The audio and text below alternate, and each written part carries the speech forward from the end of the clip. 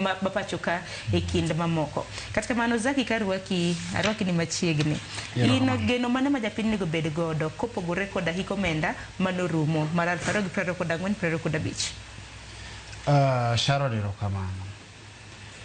Higa mar okay, the budget mabiro mbele ka en mar 2025-2026. To king'iyo mos wang'iyare kaka nyolose.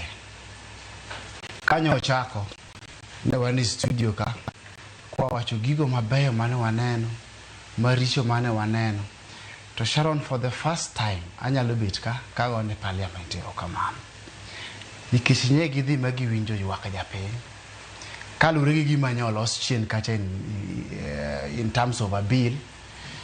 Ai kaka nye gidhi gikale, nti amendments manye gitimo nade, manye gigulo oko. Kochakre ko House Committee levels, ai could be the floor of the parliament. To gima duong' wanene budget ni kata king'iye kakolose is a cautious budget. Kawacho ni cautious budget, tinani en budget moro molosi ka serikal ubedu iwacho nango ng'ato ka kini iwacho nango Sharon. Ngatima gichiko yitigi to gitang.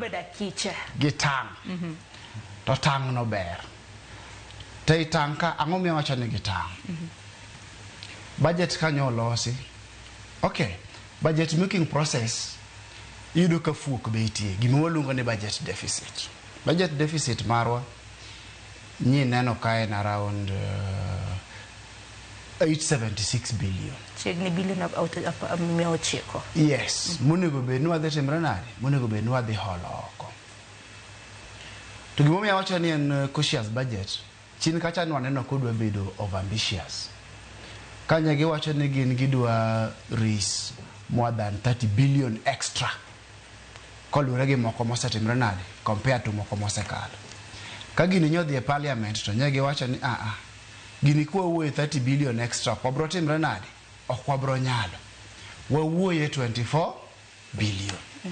Mani ngeni already wasechako accept wase yeni yuto marwa timre nade okbera ahinya gi kaka ni wanene before yuto marwa ni piny. Tinani wasechako accept ni we must live within our means. Nyaka wadag e uwezo marwa. Okwanyal keto ni wadwa ng'awe malo to waonge ang'owa uwezo. Ere kaka mano important. Sama wasechako yie ni wadwa dak uwezo marwa. Tinani kata hola mato mach bende watimre nade. Watemo ng'iyo ni nyaka watimre nade, nyaka wadwok piny.